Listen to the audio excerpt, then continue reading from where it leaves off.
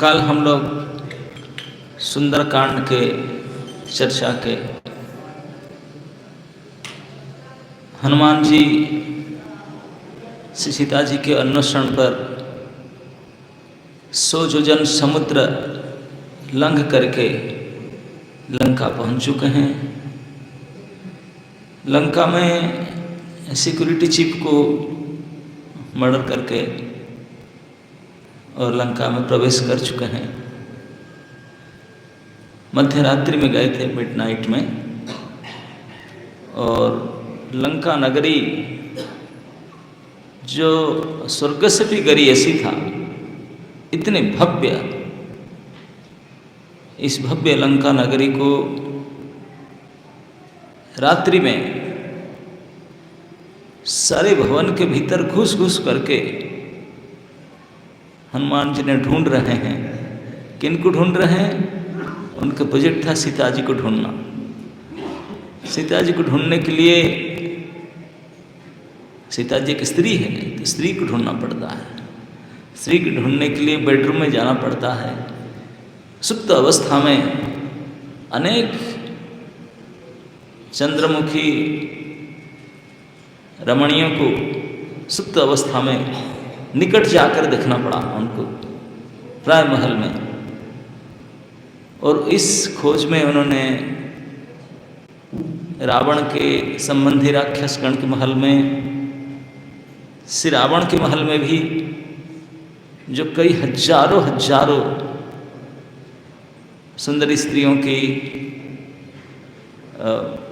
सब सोए हुए थे अलग अलग प्रकार से, उनको निकट जा करके उनको देखते, जांच करती, देखती थी, यही तो नहीं है, यही तो नहीं है। वही उनका काम था, ढूंढते थे।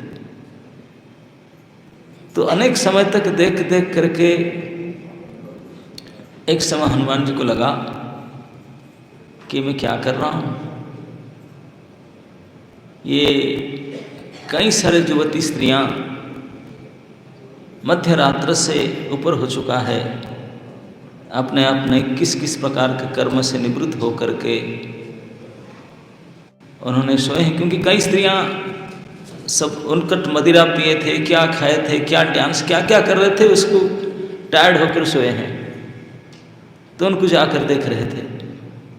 तो हनुमान जी को लगा कि सब अन्य अन्य लोगों की पत्नियां हैं और सुप्त अवस्था में वो सब अर्धनग्न इसी अवस्था में पड़े हुए हैं।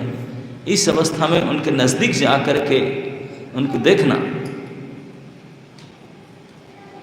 तो अन्यों की पत्नी के ऊपर इस प्रकार के निकट नज़र डालना, उनको लगा कि ये मैं धार्मिक सिद्धांत को उल्लंघन कर रहा हूँ, ये धार्मिक सिद्धांत को मैं उल्लंघन कर रहा हूँ, मेरा क्या गति होगा। मैं भगवत सेवा करने जा रहा हूँ। बड़े दुखी हुए, बोले ये मैं क्या कर रहा हूँ, इसमें क्यों फंसा।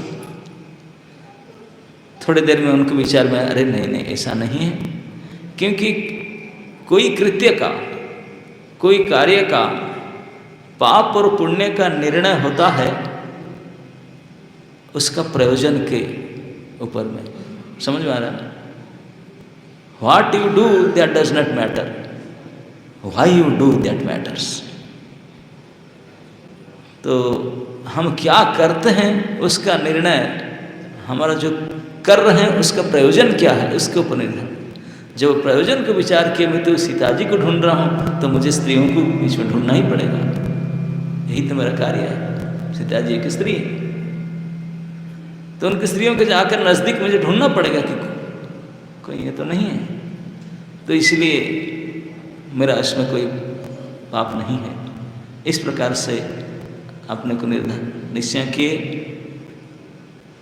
तो रावण के महल में बताया था कल, रावण के महल कितने लंबा चौड़ा था, कितने विशाल। रावण मंदोदरी और सब देखने के बाद में मंदोदरी को उन्होंने सीता करके जान लिए थे और बहुत प्रसन्न हो रहे थे। अपने पूंछ को चूमना, ऊपर उठना, कूदना, नाना प्रकार के सुख करके अंततः लगा कि ये कैसी सीता हो सकती है। सीता क्या कभी भगवान राम के वियोग में ऐसे आनंद में चैन से सो सकती है क्या? इस प्रकार स्थल में, इस रावण के भवन में इस प्रकार सो सकती है?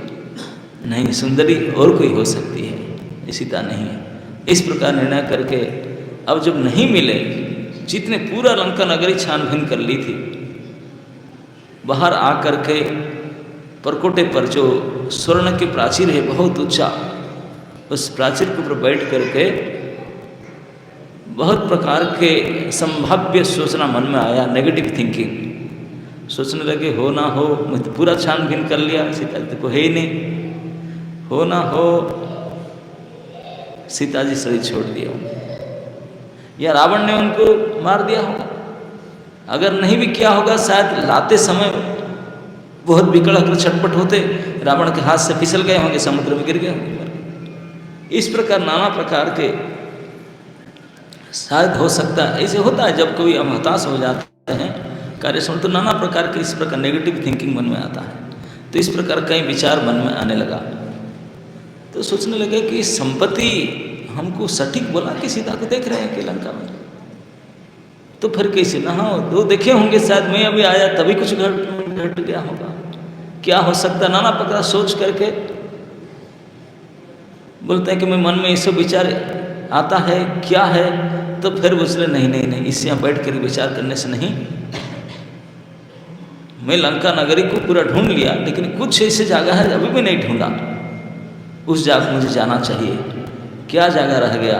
ऐसे करके परकुट पर खड़े होकर देख रहे थे, उनको दूर से उस सुंदर पर्वत के ऊपर जो अशोक वाटिका नजर आया। बोले बड़े सुंदर उपवन है, यहाँ तो मैं गया नहीं, इस पाठ में जाना चाहिए। ऐसे विचार करके अभी रात्रि कुछ शेष बाकी था, ओलम प्रदान किए ब्रह्म मुहूर्त समय में। हनुमान जी 100 योजन एक जंप में जा सकते हैं, ये कुछ किलोमीटर क्यों नहीं जा सकते। एक चोटी पर, पहाड़ से दूसरी चोटी पर, ये नील पर्वत की चोटी से सुंदर पर्वत की चोटी पर कूद करके चले गए। जाके अशोक वाटिका पर पहुँचे, पहुँच करके देखे बड़ी सुंदर उद्यान है, बहुत सुंदर सुंदर। तो उसमें से एक बहुत ऊंचा पेड़ के ऊपर जाकर बैठ करके चारों ओर शोभा देखने लगे। देखे दूर से एक पर्वत में एक जल प्रपात, बड़े सुंदर जल झरना झर झर रही है, निर्झरना, और इस प्रपात झर करके आगे जाकर के जलाशय में मिल रहा है, बहुत बड़ा जलाशय, और उसमें इतने सुंदर कमल के फूल खिल रहा है और नाना जाति के फूल सब खिल रहे हैं। इतने सुंदर जल कमल पुष्प से सुशोभित, उसको देख करके हनुमान जी ने सोचे ये उपवन तो ऐसे लग रहा है कि सीता जी के रहने के लायक है। इतने शांत, इतने सुंदर, नाना जाति के सुगंधित पुष्प से लदी हुई वृक्ष से भरा हुआ है, इतने सुंदर वातावरण है। सीता जी जरूर उनके रहने के लायक है, यहीं कहीं होंगी शायद। अगर होंगी तो सुबह सुबह तो स्नान ध्यान के लिए तो आएगी, यही तो उसको बाथरूम तो था नहीं, यही जलाशय में स्नान करने के लिए आएगी तो वहीं भेंट होगी। यही सोच करके इस जलाशय के पास में एक ऊंचा पेड़ में बैठ करके बैठने लगे। कुछ समय यहीं बैठता हूँ, सुबह होने से सीता जी अगर होंगी तो जरूर स्नान करने के लिए आएगी, स्नान संध्या के लिए। तो बैठ करके जलाशय को देख रहे थे, इतने में पीछे मुड़े, इधर उधर देखने लगे। दूसरे ओर को दृष्टि गया तो देखे कि एक बहुत बड़े मंदिर दिखाई पड़ रहा है। इस मंदिर में 1000 खंभे थे, 1000 स्तंभ विशिष्ट एक भव्य मंदिर थे, और वहां पर भी एक उद्यान है मंदिर के चारों बाजू में। तो बोले यहाँ उद्यान बड़े सुंदर ही भव्य मंदिर है। उसको घूम कर उस ओर देखने लगे तो नजर में आया मंदिर के सामने चबूतरा पर, उस सुंदर उद्यान के बीच में एक स्त्री बैठी हुई है और अति सूक्ष्महीन वस्त्र, पीला वस्त्र पहनी हुई है, पीला कलर के वस्त्र पहनी हुई है। कई दिन के उपवास के कारण बिल्कुल दुर्बल हो चुकी है। शोक और चिंता से ग्रसित होकर के दीर्घ श्वास ले रही है। ठीक से मुंह दिखाई नहीं पड़ रहा है, लेकिन जहाँ थोड़ा थोड़ा अभी अंधकार है, दिन नहीं हुआ है, जितने दिखाई पड़ रहा है कि उनके मुख से आंसू भरा हुआ है। वो अभी शोकग्रस्त भयग्रस्त है। वो बिल्कुल दुबली पतली हो चुकी है। दीर्घ श्वास छोड़ करके इस प्रकार उन्होंने बैठी हुई है। तो हनुमान जी थोड़ा हट करके वहाँ ध्यान से देखने लगे। उनको लगा कि ये सचमुच यही सीता होगी। उनको लगा जिस प्रकार से शोकग्रस्त, जिस प्रकार दुखग्रस्त अवस्था में बैठी हुई, लगा कि यही होंगी, क्योंकि उद्यान भी इसे लगता है और स्त्री भी इसे लगती है। तो इस प्रकार से हनुमान सीरियसली सोच रहे थे, तो इतने में चंद्रमा प्रकट हुई। शायद बादल ढांक लिया था चांदनी को, वो चांदनी पूर्ण प्रकट हो गई। प्रकट हुई तो हनुमान जी के मदद मिला, उनके हेल्प, उनकी सजान करके। तो ये चंद्र किरण में पूरा स्पष्ट दिखाई पड़ा सीता जी के चेहरा, और सीता जी के चारों तरफ बड़े उग्र राक्षसी गण बैठी हुई थी, निशाचरी राक्षसी बैठी हुई थी। तो हनुमान जी ने उनको ढंग से देखा, क्लियरली देखा। देखा कि सीता जी किस पूरे आंसू भरा हुआ है, मुंह में, आंख में आंसू हमेशा बह रहा है। बिल्कुल शोकग्रस्त भयग्रस्त होकर के दुबली पतली होकर बैठी है। यद्यपि सुंदरता में इतने सुंदर उनके रूप था कि किसी स्वर्गीय देवी से कम नहीं था। तो हनुमान जी ने बड़े ध्यान से सीता जी की सुंदरता को देखी, आकलन की। उनके कमल आँखें, उनके दिदीप्यमान अधर, उनके चंद्रमुख मंडल, उनके स्तनमंडल, उनके पतली कमर और पूरे शरीर के जो सुठोड़ अवयव अंग प्रत्यंग को देख करके बोला कि हनुमान जी सोच रहे हैं कि मैं तो अनेक स्त्रियों को भी देख करके आया रावण महल में, लेकिन ऐसा कोई नहीं है। लगता है साक्षात सृष्टिकर्ता ने, जिन्होंने बनाया डिजाइन, उनका सारे कड़ा कुशलता सब कुछ माल मसला लगा कर कुछ बनाया स्पेशल। ऐसा रूप तो इतने आकर्षक, इतने सुंदर, जैसा राम है इतने आकर्षण उनके, ऐसे आकर्षण उनमें भी है। निश्चित रूप से ऐसे सुंदर स्त्री को राम ने प्रेम किए होंगे, वे राम के लायक है। राम भी मुझे जितने आकर्षक लगते हैं, ये भी ऐसे ही लगते हैं। तो और थोड़ा ध्यान से देखने लगे तो उनको लगा, हाँ मुझे लगता है कि रावण जिस दिन उस स्त्री को लेकर के आकाश में ले रहा था और वो राम राम चिल्ला करके उस स्त्री चली जा रही थी, कुछ आभूषण को फेंकी थी किसके नामे, उससे मैं जो देखा था शायद वही है, मुझे लगता है कि वही है। उन ध्यान में आया। और भगवान राम ने हनुमान जी को, सीता जी को कैसे पहचानेंगे, इसलिए कुछ वर्णन किए थे सीता जी का, उनके रूप के बारे में, उनके अलंकार के बारे में, क्या क्या अलंकार पहनी हुई, जब उनके किडनैप हुआ इस समय क्या क्या पहनी थी, कैसे वस्त्र पहनी थी, क्या उनके रूप रंग, सब वर्णन किए थे भगवान राम ने।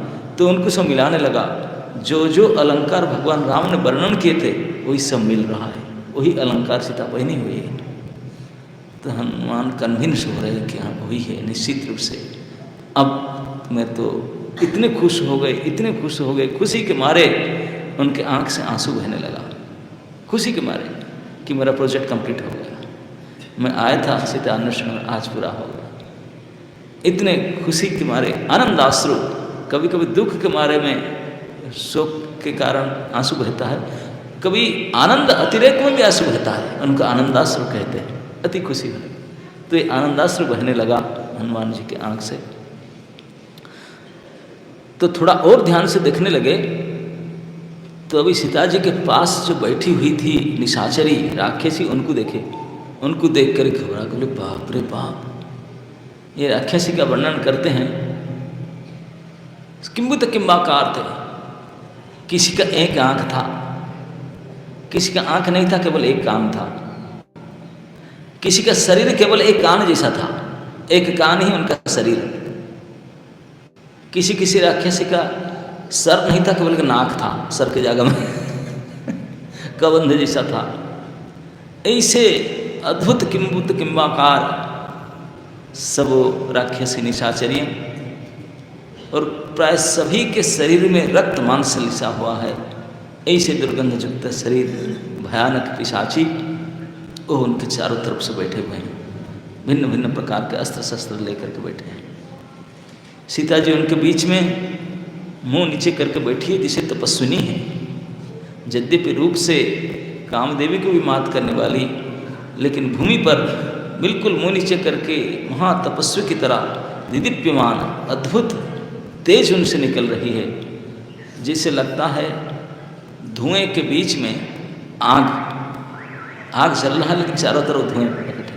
इस प्रकार से राक्षसी के बीच में अति उज्ज्वल दिदीप्यमान सीता जी की रूप हनुमान जी देख रहे हैं। देख करके नाना प्रकार का विचार आता है कि क्या सोचती होंगी, क्या करते होंगे। और इसी समय में धीरे धीरे थोड़ा सवेरा आने लगा, ब्रह्म मुहूर्त बीतने लगा। अभी सूर्य प्रकट नहीं हुए हैं, भोर भोर का समय है, लेकिन दिखाई पड़ने लगा। हनुमान जी सोच रहे थे क्या मैं थोड़ा नज़दीक जाऊं न जाऊं, क्या करूं, भोर भोर हो रहा है। जैसे भोर आ रहा है सब फर्चा सब दिखाई पड़ने लगा, उनको वाद्य सुनाई पड़ने लगा। क्योंकि रावण को उठाने के लिए, जिसे कुंभकर्ण तो उठते थे 6 महीना में एक बार, तो 6 महीना में एक बार उनको उठाने का प्रोजेक्ट लिया जाता था हाथ में, लेकिन रावण डेली उठते थे। लेकिन इतने मतवाला होकर के भोग वृत्ति में होकर के सोते थे, नींद नहीं से नहीं खुलता था। तो तभी जमाना में अलार्म क्लॉक तो था नहीं, तो इसलिए कई भाट जो उनको प्रशंसा गाने वाले, तो वो लोग जा करके सुबह बहुत प्रकार से वाद्य नागड़ा सानाई बजा करके उनके गुणगान का प्रशंसा गान करते थे, तो रावण उठता था। ये रावण के अलार्म क्लॉक था कई सारे, तो वाद्य बजा करके सुबह सुबह मंगल वाद्य उनको उठाने के लिए, उनकी उत्थान आरती रावण का, तो उनको उठाए। रावण उठते ही उनकी याद आया सीता जी का, क्योंकि जिस दिन से सीता जी को लेकर गया वो शयने स्वपने जागरणे केवल उनकी सोचता था, उनके बारे में सोचता था। तो उनकी याद आया सीता जी के बारे में। यद्यपि कई हजारों युवती सुंदरी स्त्रियों के बीच में उनको भोगा करके सोई थी, लेकिन फिर भी सीता जी के रूप, उनके अंग कांति, उनके सुंदरता, तो उनको तो इतने असह्य आकर्षण था उनके प्रति, उनको नियंत्रण नहीं कर पा रहा था, संभाल नहीं पा रहा था। उठते ही तुरंत मुंह धोए बिना अशोक वाटिका के चलने लगी। तो उनके साथ में कुछ सशस्त्र सैनिक राक्षस चले। 100 रानियां सिलेक्टेड, उनके युवती स्त्री, हाथ में नाना प्रकार के उनके सामग्री, कोई स्वर्णदीप, कोई जलपात्र, कोई चामर, कोई क्या कैसे लेकर के उनके पीछे पीछे चले थे। हमारे पतिदेव कहाँ चले जा रहे हैं, लेकिन उनको खातिर न करके रावण चल रहा है, उनके बॉडीगार्ड सब चल रहे हैं उनके साथ में। सुबह उठते ही चल पड़ा, क्योंकि ये असमर्थ था अपने इंद्रिय को संयम क्या करे। सीता जी के रूप को सोच करके अपने इंद्रिय लालसा को संयत करने में पूर्ण रूपेण असमर्थ था। इस असमर्थता के कारण उन्हें अपने को रोक नहीं पाया, विकल होकर के सुबह सुबह उठते ही सूर्य उदय होने से पहले आया था प्रभाती दर्शन करने। सचमुच उसका कल्याण होगा अखाड़ में। तो आया था, उन्होंने पूरे स्टाफ को लेकर के 100 स्त्रियां और सबको असुर सैनिक के साथ में लेकर के आया। तो रावण जब आ रहा था तो हनुमान जी ने ऊपर देखे, वो अंदाज लगा लिए। और जब भाट लोग सब, रावण जो आ रहा था ना, पहले ज़माने में आजकल जैसे कोई बड़े नेता आते हैं, प्रोटोकॉल आगे चलता है ना, आगे पीछे पुलिस गाड़ी, light, red light, green light वाले सब, तभी ज़माने में ये गाड़ी फड़ी नहीं था, कुछ ऐसे विशेष राज के कर्मचारी होते तो घोषणा करते थे, महाराज राक्षस राज लंकापति दशानन महावीर श्री रावण पधार रहे हैं, ऐसे करके आगे चल रहे थे। उनको भाट बोलता था, घोषणा करते थे, तो इसे बोल रहे थे और उन्होंने लोग आ रहे थे। तो हनुमान जी बोला उनसे, बहुत अच्छा समय मैंने आया, सीता जी का भी रावण का दोनों का दर्शन हो गया। तो सीता जी को तो मैं ढूंढने का आया था, ढूंढता, रावण को मैं ढूंढना मुश्किल होता था। मैं रात को देखा था, मेरा भी डाउट था कि इज दिस रावण और नॉट, बट अभी बता रहे हैं, उन्हीं के लोग बोल रहे हैं कि रावण बता रहे हैं अशोक वाटिका में, तो रावण का दे हो जाएगा। उनके पास अगर स्मार्टफोन होता तो फोटो ले लेता उन्होंने। तो रावण को आते देखा, ओ भयानक रूप लेकर के आ रहा था रावण दशानन।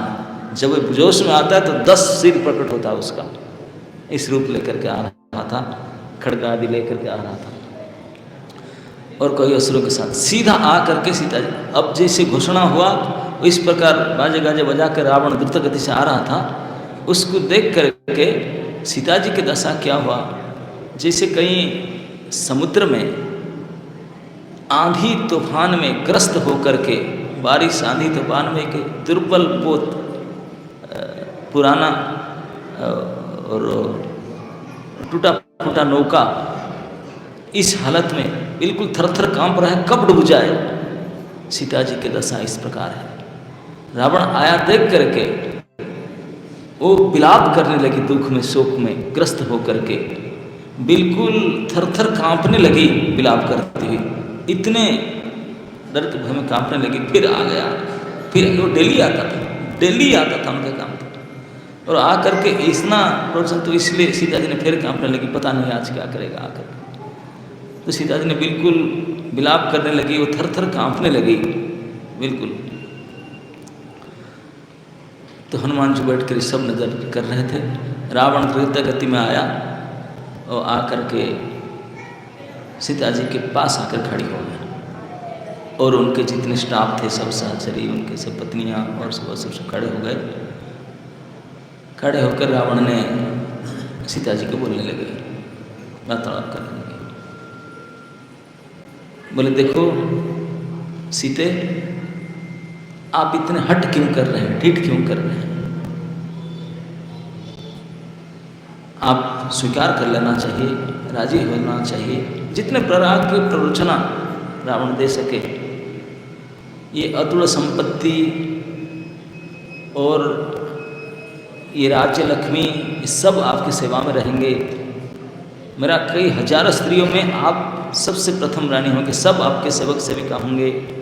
आपके शरीर इतने दुबला पतला हो गए, खान पान नहीं कर रहे हैं, इसको खान पान करना चाहिए। शरीर को अपने कितने सुंदर कीमती वस्त्र, चंदन, इतर से सब सजाया जाएगा, और इस प्रकार महल में रहना पड़ेगा। आप अगर चाहते हो तो मैं पूरे पृथ्वी को जीत करके आपके पिता जनक जी को भेंट कर दूंगा। और क्या क्या बहुत प्रकार राजी हो जा, काहे को चक्कर में पड़ा है, इस राम के चक्कर में। राम है क्या मेरे कंपैरिजन में? एक तो सामान्य मनुष्य तो है, और वो भी बच कर कहे कि पता नहीं, मर भी गया होगा। अगर मरा नहीं हो, बचा भी होगा, भूल जाओ कि आप उनको मिल सकोगे। कोई चांस नहीं उनको बैठ होने का, ना इधर आने का, आप उधर जाने का। तो ये आशा छोड़ दो, भूल जाओ, शांति से रहो, बड़े अच्छा से रहो, मेरे पाट रानी बन करके रहोगे। और कितने सारे आप ऐसे का दुख होगा, क्यों ऐसा अपना जीवन को अमंगल कर रहा है, दुखमय कर रहा है, इसे क्या कर रहा है? इसे कह करके रावण ने बहुत प्रकार प्ररोचना दिया। और जब राम के बारे में बोलने लगा, उनके बारे में क्यों सोच रहे हो, तो मर भी गया होगा, और मेरे समान है कौन?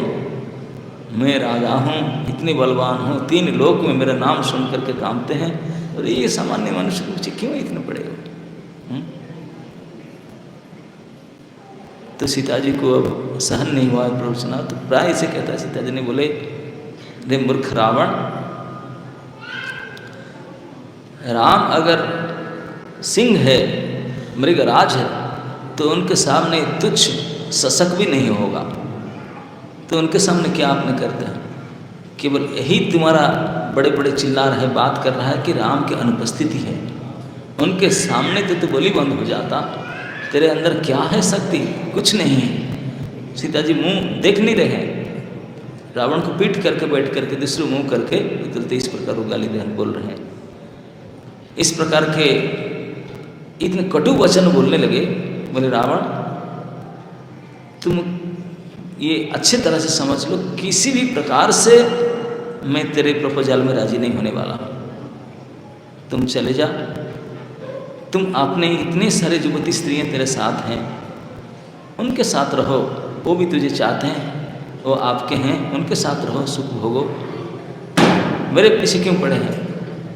तुझे पता है जो स्त्री किसी को प्रेम करती है और वो उनको प्रेम करते हैं तब उनमें सुख भोग होता है, लेकिन अगर एक राजी नहीं तो इस प्रकार से सुख नहीं है। तो इस प्रकार से दुराशा छोड़ दे, कभी भी तू मुझे प्राप्त नहीं कर सकोगी और मैं तुझे कभी भी तेरे पर स्वीकार नहीं करूँगा किसी प्रकार से। और फिर रावण को गाली दे, तू इतने अनिति हो, इतने पापी हो, ये ऐसे ऐसे कर रहे हो, पूरे लंका राज्य में आपके कोई सच्चा मित्र नहीं है, मैं देख रहा हूँ। क्योंकि अगर सच्चा मित्र कोई होता तो आपको ऐसे अन्याय पाप कर्म से रोकता कि रावण ऐसा मत करा कर, ये अच्छा नहीं है आपके लिए, लेकिन आपको प्ररोचना दे रहे हैं ऐसा करो।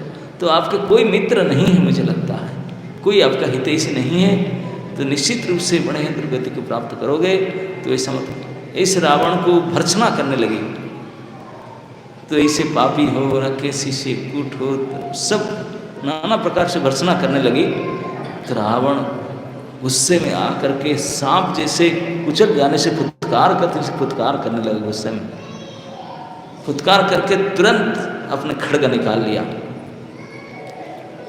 और बिल्कुल मारने के लिए उद्यत हुआ।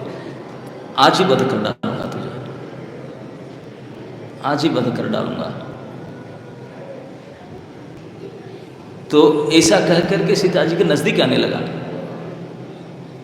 हनुमान को लगा ये क्या कर रहा है, ये तो लगता है किसी भी समय जिस प्रकार मूड है, कोई हिंसा कर्म किसी भी समय कर बैठेगा। बिल्कुल गुस्से में आकर के तलवार खींच कर पास में आ गया। इतने मेरे से गाली दे रहे हो, गाली देकर बोला देख, आकर के मंदोदरी उनका हाथ पकड़ा। मंदोदरी आकर उनको आलिंगन किया, हाथ पकड़ा, बोले हम आपके साथ हैं। ये दुबली पतली महिला कचुट वस्त्र पहनी है, क्या है, उनके पीछे क्यों पड़े, चलिए महल को अपने। ऐसे करके उनके हाथ से अस्त्र छीन लिया, उनका हाथ पकड़ा, आलिंगन कर लिया। तो रावण ने फिर भी बोला, हट गया। मंदोदरी ने उनको हटा दी। रावण ने कहा देख सीता, तेरा अंदर इतने सुंदरता है, सब कुछ है, जिसके कारण मैं आकर्षित होकर आपके पास आता हूँ। लेकिन आप जिस प्रकार के व्यवहार, जिस प्रकार वार्ता कर रहे हो, बिल्कुल मरने लायक है, मारे जाने लायक है। और किसी पूर्व समय मार लिया होता आपको, आज तक अभी जरूर मार लिया होता, लेकिन क्या करूं, आप जो कृत्य कर रहा है बिल्कुल बद्ध होने के योग्य हो, लेकिन मैं इसीलिए नहीं मार पा रहा हूं क्योंकि अब भी मेरा मन में आशा रहता है कि तू राजी हो जाएगा। इसके कारण से मैं खड्ग उत्तोलन करके मैं मार नहीं पा रहा हूं। तो इसको अब सोच लेना चाहिए, राजी होना चाहिए। जो भी हो, मैं तुझे 1 साल का टाइम दिया, जब तुझे लेकर आया 1 साल के समय मैंने दिया था, और 1 साल के समय के अंदर आपको राजी हो जाना चाहिए। अगर तो राजी नहीं हो रहा है तो मेरे जो कुकिंग करने वाले कुक हैं, हेड कुक, वो आपको सब्जी बनाएगा मैं खा लूँगा आपको। अब क्या करें? बोले ऐसा नहीं कि ये कितने सारे बोले राक्षस होते हैं, राक्षस का यही नीति होता है, रीति होता है। क्या? दूसरे के पत्नी, दूसरे के बहन, दूसरे के किसी भी हो, स्त्री को विवाहित जो अविवाहित कोई हो, उनको उठा कर ला करके बलात्कार से भोग करना, ये तो हमारा शौक है, ये हमारी रीति है। तो कितने हजार देख रहे हमें किए हैं, वही हम करते रहते हैं। तो आपको मैंने उठा करके लाया, तो आपको मैंने पूछने के लिए टाइम देना मुझे कोई ज़रूरत नहीं था, लेकिन क्या करूं, किसी कारण से मैंने अभी आपके साथ बलात्कार नहीं करूंगा। जब तक तू स्वयं स्वेच्छा से मेरे प्रपोजल स्वीकार नहीं कर, राजी नहीं होंगे, मैं बलात्कार नहीं करूंगा। तो देख अभी 10 महीना बीत चुका है और 2 महीना है, और इसी 2 महीना के अंदर तो अगर राजी नहीं होता तो इतने धमकी दिया, धमकी दे करके इस प्रकार रावण चले जाने के लिए उद्यत हुआ। तो उनको उनके रानियों ने सब पकड़ करके उनको ले जाने लगे।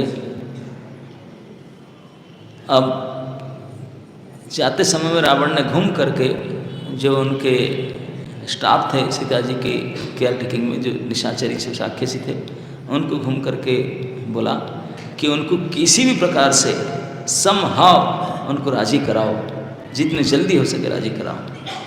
तो उन्होंने बोले यस सर, अभी कराते हैं, आज कराते हैं राजी।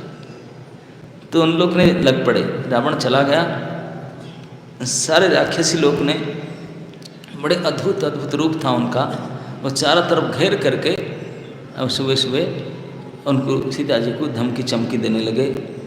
और कई प्रकार से राजी हो जा समझाने लगे, पहले राजी हो जा, ये करो वो करो, राजी हो जा। और इस प्रकार से कर रहे थे कि सीता जी और क्या करे, ये डे टू डे एवरीडे चल रहा था काम इस प्रकार से। और आकर के बोले सीता जी राजी नहीं, बोला नहीं। बोले तू पागल कहीं के, राजी नहीं होते आप होते, हम तो कभी से राजी हो गए होते, तो ऐसे प्रपोजल कैसे ठुकरा देते, कैसे तेरी बुद्धि है, गाली देने से सिखाने लगे। इतने बड़े महल ऐश्वर्य सुख है क्या, तो जंगल मनुष्य के पीछे पड़े हो। कई प्रकार के बुद्धि से युक्ति से सीता जी को समझाने लगे। सीता नहीं समझी तो अपने जो अस्त्र शस्त्र ला करके अपने विकट रूप प्रकट करके उनको धमकाने लगे। बोले देख, अगर तू राजी नहीं होना, मैं तो सीधा आपके हृदय को फाड़ करके कलेजा को निकाल करके खा जाऊंगा, तेरे कलेजा के खाऊंगा मैंने। दूसरा बोलता कि नहीं, मैं तो दोनों हाथ खा रहा हूँ, कोई बोलता मैं मुंह को खाऊंगा, कोई बोलता कि मैं पैर खाऊंगा। तो दूसरे बोले देखो इतना हमको अच्छा नहीं, ऐसे झगड़ा झाटी, ऐसा करो मार करके शेयर कर लेते हैं, अलग अलग कर बांट लेते हैं और मदिरा मंगाते हैं और उस खा लेते हैं। आज पिकनिक होगा, हमारा फिस्ट हो जाएगा, भद्रकाली के वहाँ जाकर डांस करेंगे और क्या, वही प्रोग्राम करते हैं। तो इस प्रकार से सीता को मार काट करके फिस्ट करने का प्रपोजल लेकर योजना में बैठे थे। तो इस समय में एक बहुत सीनियर मोस्ट राक्षसी जिनका नाम त्रिजटा था, वो सोई हुई थी लेट तक, सुबह सुबह सपना देख रही थी। वो अभी सुबह हो रहा तब तक बड़ा लंबा सपना देख रही थी। उनका नींद खुला लेट में, वो उठकर रावण आकर चला गया तब भी सोया था। उन्होंने उठ करके आया, बोले अरे पागल है, सीता जी की धमकी मारने के लिए कह रहे थे, आप नहीं जानते। उनको गाली दिया, उनको रोक करके बताया। बोले अब भी इतने देर तक मैं सोई थी क्योंकि मैं विशेष सपना देख रही थी। क्या सपना देख रही थी ना, मैं सपना देख रही थी, सपना बताने लगा कि अगर आप सीता जी धमकी दें आप सब मारे जाओगे। बहुत जल्दी ही सीता जी के पति सीतापति श्री राम आएंगे और उनको लेकर जाएंगे, राक्षस कुल विनाश हो जाएगा, ऐसे होगा। मैं इसे सपना देखी। क्या सपना देखी, तो उन्हें डिटेल बताने लगा कि इसे समुद्र के बीच में एक पर्वत है, उसके ऊपर राम लक्ष्मण श्वेत वस्त्र श्वेत अलंकार पहन कर हैं, एक हाथी है 4 दांत वाला, उसके ऊपर बैठ कर आ रहे हैं। और जैसे सीता जी उनके पति को देखते और हाथी में चढ़ जाती है, उनको ले जाते हैं। और रावण गधे से जुता हुआ है कि रथ में सारे शरीर को मुंडन करके, केश मुंडन करके, लाल चंदन लेप करके गधे से खींचा हुआ रथ में बैठकर जा रहा है। वो तेल पी रहा है और फिर एक अति निपट नरक की ओर चला जा रहा है, फिर अदृश्य हो रहा है। और उनके सारे पुत्र लोग भी ऐसे हो रहे हैं। सर इस प्रकार के भयानक स्वप्न का वर्णन करने लगा। मतलब सब बैठ करके सुनने लगे, जितने सारे राक्षसी थे सब बैठ कर सुनने लगे, सब बैठ कर सुनने लगे, सब डर गए। बोले सही में ऐसे होगा, ऐसे होगा, क्या होगा, क्या होगा? तो क्या कले, तो बोले सब हट जा, सीता को छोड़ दीजिए, नहीं तो सब आप लोग का बुरी हाल होने वाला है। तब सीता जी को लगा कि त्रिजटा ने अच्छा बात कर रहे कि मुझे सुना रहे कि राम आ रहे। तो इसी समय में सीता जी के अंग में सब शुभ शकुन दिखाई पड़ने लगा। शुभ शकुन मतलब पुरुषों के शुभ शकुन होता है दक्षिण अंग फड़कना, राइट आई, राइट अंग फड़कना, ये शुभ शकुन है। स्त्रियों का वाम अंग, तो सीता जी के वाम चक्षु, वाम का समस्त अंग भाग फिड़कने लगा, तो ये शुभ शकुन है। सीता जी को ही लगा कि क्या मेरे से इस मंगल सूचना आ रहा है, क्या होगा। उसको देख करके त्रिजटा बहुत सीनियर मोस्ट माता जी थी, उन्होंने बोले कि देवी ये मैं देख रहा हूँ आपके शरीर में मंगल सूचक है, शुभ शकुन है, बहुत शीघ्र ही आपको अति मंगल संवाद मिलने वाला है, यही उसका लक्षण है। अति शीघ्र अब शुभ संवाद मिलेगा। क्या शुभ संवाद मिलेगा, मुझे और एक बार बताते रहो। तो इस प्रकार सीता जी ने समझ रही थी, तो समझाकर बहुत चिंता मत करो, जरूर शुभ संवाद मिलेगा। जैसे त्रिजटा चली गई तो फिर राक्षस लोग आ गए। तो सीता जी ने सोचा कि ऐसे कितने दिन तक झेलूंगी, कितने में इतने कर, मेरे से नहीं हो पाएगा। रावण आकर इस प्रकार करते किसी भी क्षण मार भी डालेगा, मेरे से राम की निंदा सहन नहीं होता। मैं इस प्रकार कहती तो मारने के लिए उद्यत होती है, तो किसी दिन मार भी डालेगा। आज तक मरी नहीं, यही बड़ी बात है, किसी भी क्षण मुझे मार डालेगा। उनसे हाथ से मरने से अच्छा है खुद मर जाऊं। ऐसे भूखी प्यासी ऐसे रहना, ऐसे निर्यातना, ऐसे दुख सहने से आत्महत्या कर लेना सही है, आत्महत्या कर लेना सही है। ऐसे सोच करके अपने बाल बांधने के लिए जो रिबन होता ना, इसमें वर्णन आता है कि सीता जी ने भी अपने बाल को बांधने के लिए एक डोरी इस्तेमाल करती थी। वो डोरी को निकाल करके अपने गले में बांधी एक और दूसरी ओर वो अशोक वृक्ष की एक शाखा में उसको बांधने के लिए चली। अपने को गले से बांध करके पेड़ से टांगे, बोला सुसाइड करने के लिए बिल्कुल तैयार हो रही थी।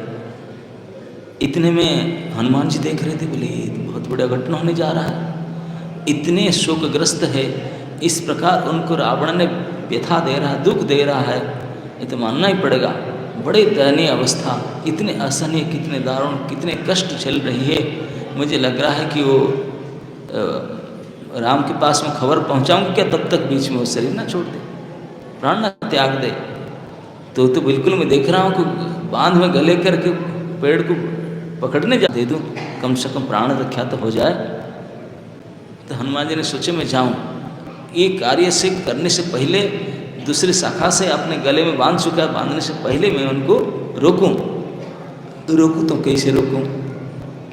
अगर मैं चला जाऊं उनके सामने, क्या देख करके मुझे पहचानेगा, क्या कहूँगा? तो हनुमान सोच रहे मैं जा करके संस्कृत लैंग्वेज में बात करूँगा, संस्कृत में बात करूँगा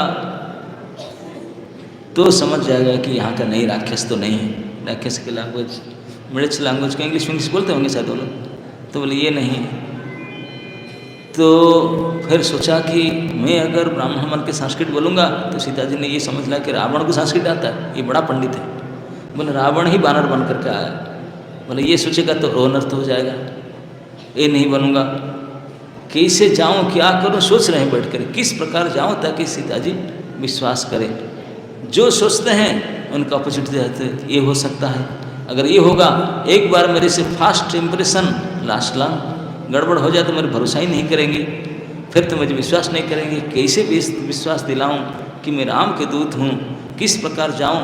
बहुत सोच विचार करते करते करते करते अंत में निर्णय पहुँचे, बोले नहीं, इस समय में जाने से गड़बड़ हो जाएगा, मैं जाऊँगा नहीं। एक तो वो लोग बैठे हैं, उनसे छिप कर जाऊँ तब भी काम नहीं बनेगा।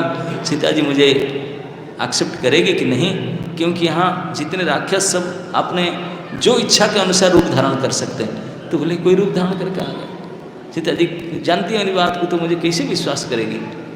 तो अंततः हनुमान जी ने निर्णय पर पहुँचे कि मैं जाऊँगा नहीं, यहीं से बैठ करके राम लीला गान करूँगा, राम के गुणगान करूँगा, तो उससे सीता जी को प्रभाव पड़ेगा। और वही सुझाव उनको, तो राम नाम करने लगे, राम नाम कीर्तन करने लगे। उस ऊपर बैठ करके सुबह सुबह का सूर्योदय का समय था, प्रभाती कीर्तन शुरू किए।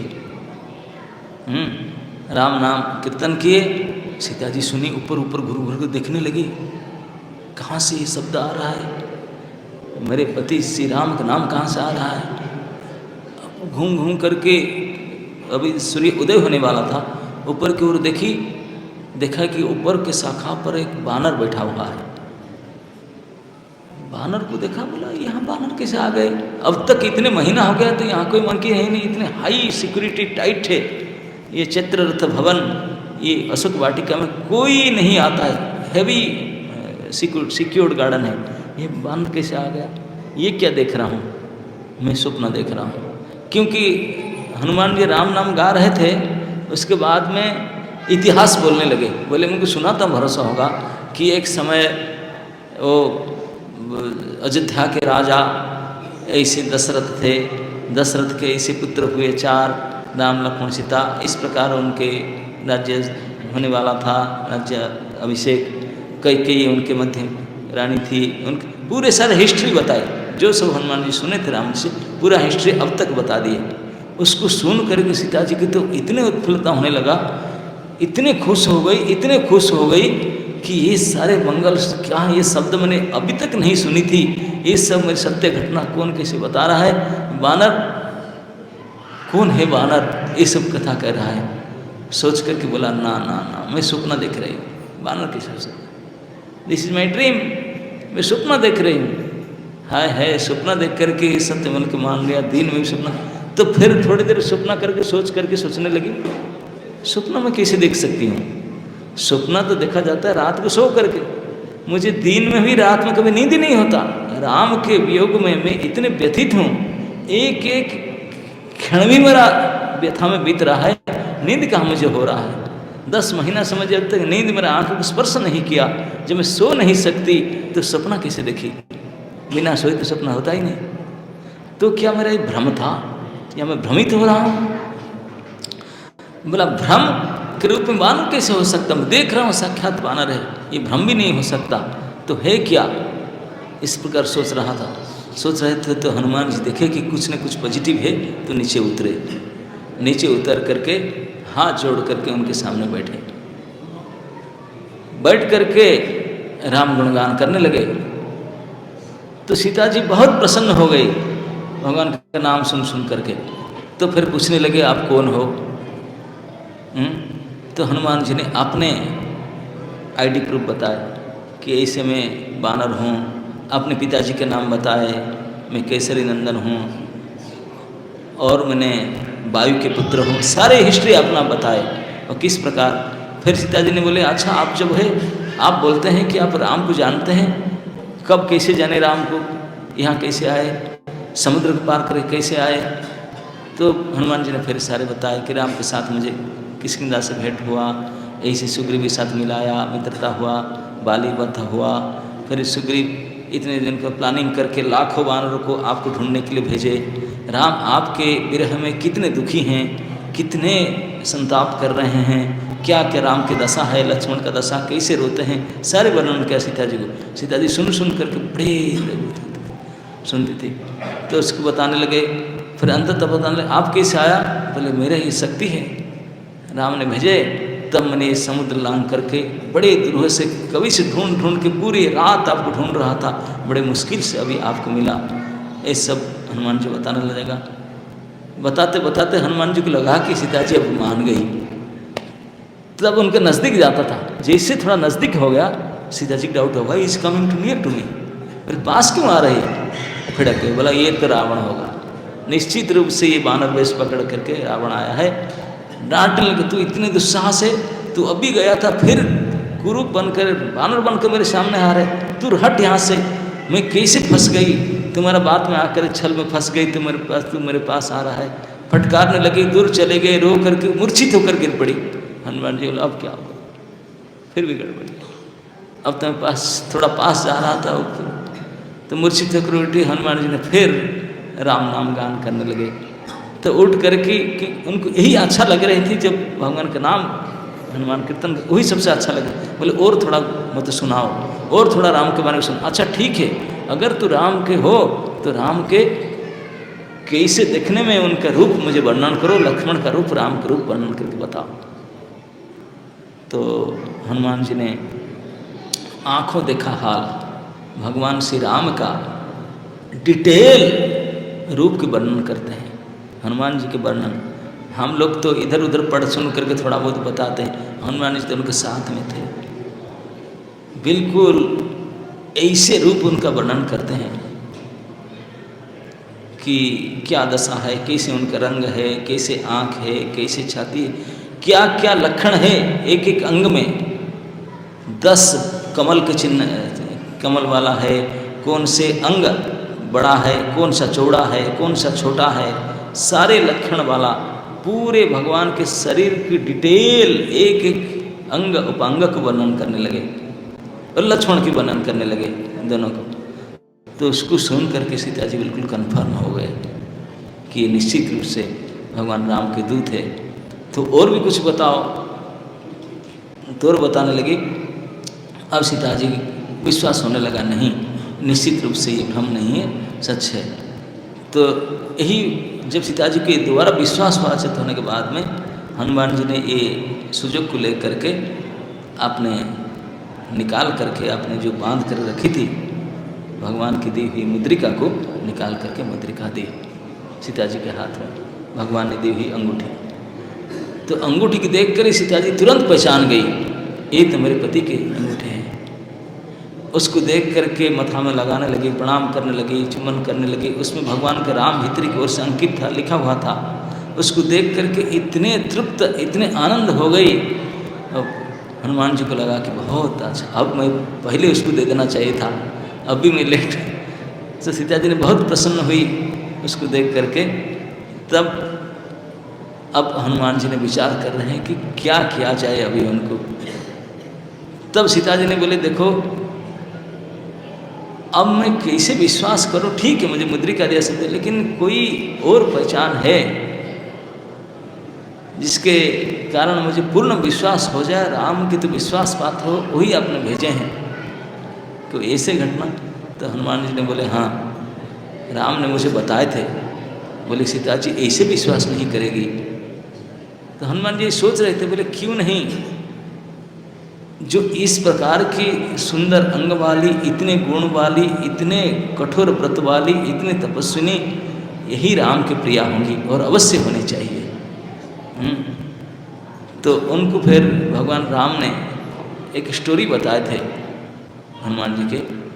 वो स्टोरी केवल हनुमान, राम और सीता जानते थे और कोई नहीं जानते, और किसी को नहीं बताते, यहाँ तक लक्ष्मण को नहीं पता, किसी को नहीं बताते। ये प्राइवेट स्टोरी था, ये उन्होंने राम जी ने हनुमान जी को बताए थे। सीता जी प्रमाणिक रूप से बोलना जब पूछेगी तब बिलीव करोगे, नहीं तो इतने बिलीव नहीं करेगी। तो उन्होंने बताने लगे जब चित्रकूट में रहते थे सीताराम लक्ष्मण जी तो थोड़ा दूर में रखवाल करते थे, फल मूल आदि संग्रह करने में जाते थे। एक मंदाकिनी नदी में स्फटिक शिला पर जब श्री राम और सीता जी बैठी थी, तो उसी समय में एक कौवा, जयंत ने कौवा बन कर आया था। सीता जी की रूप सुंदर से मुग्ध होकर के आकर के उनको चंचू मारा। सीता जी ने उनको भगाना चाहा, लेकिन वो उनके रूप में इतने आकर्षित थी, वो गई नहीं। भगवान राम थोड़ा सा झपकी आ रहा था, बैठते कहीं आकर के, तो सीता जी उनके गोद में थी, लेकिन फिर भी ये चांस लेकर के वो कौवा ने उनको जब चंच मारा, भगवान सीता जी के शरीर से खून निकला तो चित्कार करने लगी।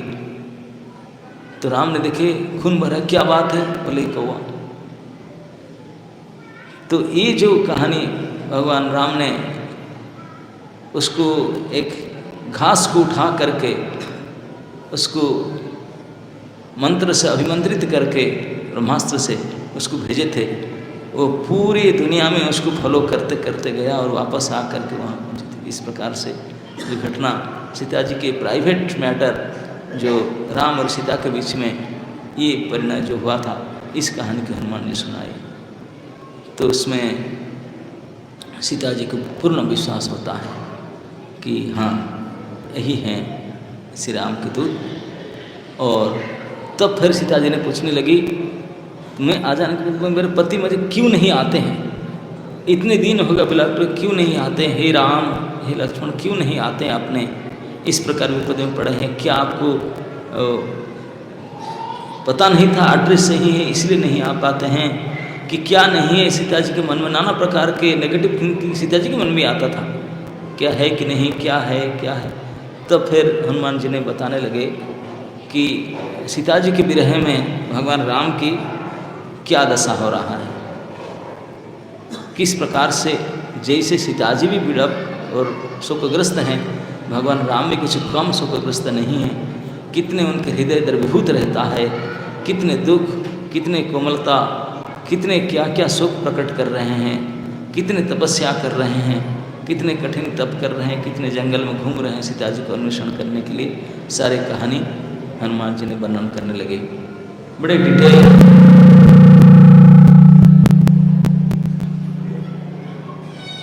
तो इस प्रकार से पूरे किष्किंधा की लीला जो जो भगवान राम ने किसी प्रकार सीता जी के अन्वेषण के लिए क्या क्या कर रहे हैं, किस प्रकार से सारे बताने लगे उनकी दशा दुख। और उन्हीं के लिए उन्होंने सुग्रीव से मित्रता किए, बोले आपको ढूंढने के लिए जो पता चला, आपको पाने के लिए उन्होंने ये सब काम किए, लेकिन उनको पता नहीं था कि आप कहाँ हैं, यही नहीं पता था। अभी तो मैं आया, अभी तो मैं अब जाकर मैसेज देना है, तब श्री राम आएंगे, अवश्य आएंगे। अभी उनको पता नहीं है। हम लोग चारों दिशा पर सुग्रीव ने भेजा था वानर सेनाओं को, पूरे विश्व में चारों ओर से वानर सेना गए थे और हम लोग भी इसमें आए थे, तो हम लोग भी असफल थे आपके ढूंढ ढूंढ करके। लेकिन किस प्रकार से संपत्ति ने बताया और किस प्रकार हमने अपनी शक्ति से समुद्र उल्लंघन करके आए। तब हनुमान सोचते हैं कि सचमुच इतने बड़े हाई रिस्क लेकर जो मैं आया बहुत उचित है। आप जैसे स्त्री के उपकार करना, आपको ठाव लेने के लिए 100 योजन के लंप प्रदान करके समुद्र को पार करके आना, ऐसे राक्षस के साथ में बड़े रिस्क लेकर के आना, ये सब करना, ये बहुत उचित है मेरे लिए।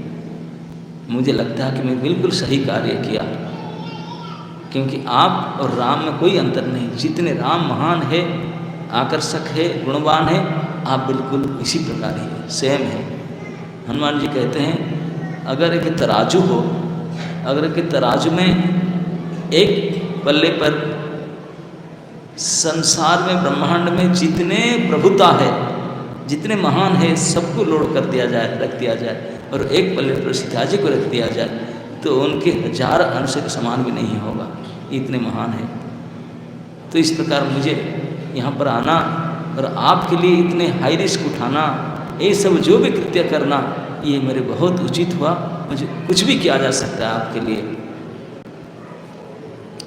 और इस प्रकार से वर्णन करके जितने सीता जी को बोलते हैं कि आपके दशा में देखता हूँ बड़े दयनीय स्थिति, आप किस प्रकार दारुण यंत्रणा में है, किस प्रकार निद्रा भी नहीं, भोजन भी नहीं, केवल सीता जी बोले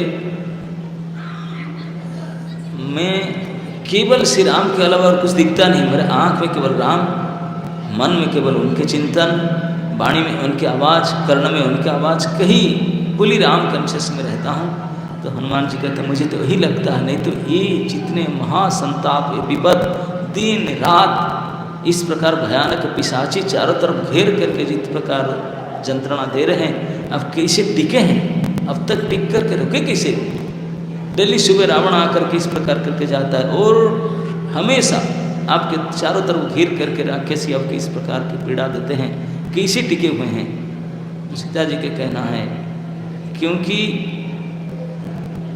एक एक क्षण मैं श्री राम की चिंतन करती हूँ, राम की आवाज़ मेरे कान में गूंजता है, मेरे आँख के सामने राम के रूप दिखाई पड़ रहा है, केवल उन्हीं के चिंतन मनन कर रही हूँ। ना तो मुझे निद्रा होता है, ना तो मुझे भूख लगता है, ना तो मुझे प्यास लगता है। तो फिर ये बाह्य पीड़ा कैसे है? ये पीड़ा भी मुझे कुछ नहीं लगता। ना आप व्यथित तो केवल उनके राम के वियोग के कारण हो रहा है, लेकिन ये जो प्रकार पीड़ा से व्यथित नहीं हो रहा हूँ। ऐसे कह करके हे राम करके रोने लगी सीता। कब आएंगे, कब कैसे आएंगे, कैसे करेंगे? तो हनुमान जी ने उनको आश्वासन दे रहे हैं कि अभी चिंता मत करो, अभी मैं जा करके उनको निश्चित रूप से संवाद दूंगा और मेरे संवाद पाते ही उन्होंने निश्चित आएंगे। और आप जानते हैं भगवान राम की शौर्य अभिरुचि शक्ति, इसमें मैं आपको क्या बताऊं, मेरे से अच्छी तरह से आप जानते हैं। और वो जब पता चल जाएगा आएंगे, तब तो फिर चिंता मत करो, कुछ नहीं है, निश्चित रूप से आएंगे। ऐसे राम और सीता की हनुमान और सीता की जो मिलन, उनके इसी सुंदर पर्वत के ऊपर में उस अशोक वाटिका में उस दिन के इस प्रातःकाल में सबसे सुंदर वेला था, जिसमें हनुमान जी के मनोकामना पूर्ण हुआ और सीता जी की सबसे मंगलमय संवाद प्राप्त हुआ। और से हनुमान और सीता जी के मिलन, और सीता जी अपने सबसे हितैषी प्रिय मित्र पुत्र सब कुछ करके हनुमान को स्वीकार कर लिए थे, जो उनके सबसे प्रिय संवाद दिया। ऐसे महती दुख कष्ट दारुण यंत्रणा के बीच में इतने बड़े सहायक राम के नाम और राम के संवाद दे करके उनके जो प्रिय किया। तो सीता जी ने यही सोच रहे थे मैं क्या करूं, किसी जगह। तो हनुमान जी बोले मैं तो जाकर कहूँगा, मैं तो आपको ये दे दिया, फिर राम के पास जाऊँगा, वो कैसे विश्वास करेंगे? तो इतने में वर्णन आता है कि सीता जी ने उनको अवश्य देंगे। तो हनुमान जी कहते हैं कि मैं पूरे दिन में आया, विश्राम ना करके रात ढूंढा, तो अभी तो मेरे प्रोजेक्ट कंप्लीट मैं आपको मिल चुका हूँ, देख चुका हूँ। तब मैं कभी भी थोड़ा ब्रेकफास्ट अगर ले सकता हूँ क्या? तो ये तो उद्यान था, चतुरथपुरा अशोक वाटिका था, बहुत सिक्योर्ड गार्डन था, रावण का सबसे सिक्योर्ड गार्डन था, विशाल गार्डन। तो सीता जी को बोलते हैं आपको खाना तो फल मूल है, पा सकते हैं, तो मुझे क्यों पूछ रहा है, मैं तो यहाँ बंदी हूँ। हनुमान जी सोच रहे हैं कि ये किसी का है, तो सब पेड़ पौधे जैसे भूमि के उपज है, भूमि से उतर है, और भूमि के पुत्री है सीता। आज भूमि की ओर से उनके पुत्री, उनके मालिक सत्व है पूरे भूमि के ऊपर, तो उनसे परमिशन लेना और पक्का परमिशन है। उनसे परमिशन लेकर के मैं फल मूल खाने जाऊँगा। तो फल मूल खाने जाते हैं, वानर स्वभाव है, जितने खाते हैं इतने तोड़ते हैं ज़्यादा। 10 तोड़ेंगे 2 खाएंगे, इसे लेकर फेंक देंगे, फिर 1 खाएंगे, वो इनका स्वभाव है। तो इसे करते हैं और तोड़ ताड़ देते हैं। हनुमान जी के तोड़ ताड़ करने का कि और एक प्लानिंग था, वो चाहते थे कि एक बार रावण के राजसभा में जा करके उनको आकलन करके देख ले कि उनका शक्ति कैसा है, सैन्य कैसा है, कैसे उनके भवन है, क्या है, थोड़ा एक बार ढंग से देख लिया जाए, फिर मैं आऊँगा नहीं आऊँगा। जब दूत बनकर के एक बार आया हूँ तो दूत का कंप्लीट रिपोर्ट होना चाहिए। केवल सीता जी देखा भगवान राम आएंगे युद्ध करने के लिए, तो उनको ये सब रिपोर्ट चाहिए कि नहीं, डाटा। तो डाटा लेकर जाऊँ, जब मैं राजभवन नहीं जाऊँगी तो डाटा कैसे देखूँ? केवल नाइट ड्यूटी करके आया, उसमें ठीक से देख नहीं पाया था। डे में एक बार जा करके रावण के सारे अपने सारे पोजीशन क्या क्या उनके सारे डिटेल मुझे एक बार देख लेना चाहिए। कैसे जाऊं, मुझे तो कोई अलाउ नहीं करेंगे जाने के लिए। तो उन्होंने सोचे कि मैं अगर तोड़ फोड़ करूंगा तो कुछ होगा, मुझे पकड़ के ले जाएंगे राजभवन में। तो इस प्रकार से हनुमान की योजना है कि सीता जी से अनुमति ले करके उन्होंने उस अशोक वाटिका में जो चित्ररथ भवन, जो 1000 स्तंभ वाला विशाल मंदिर था, और उसके चारों तरफ बड़े सुंदर उपवन था। इस उपवन में जा कर के बहुत प्रसन्न है आज, अपने फल मूल खाने के लिए जाते हैं। उसके बाद में जो वर्णन है उस वर्णन को अब कल सुनेंगे किस प्रकार है। जय श्री राम।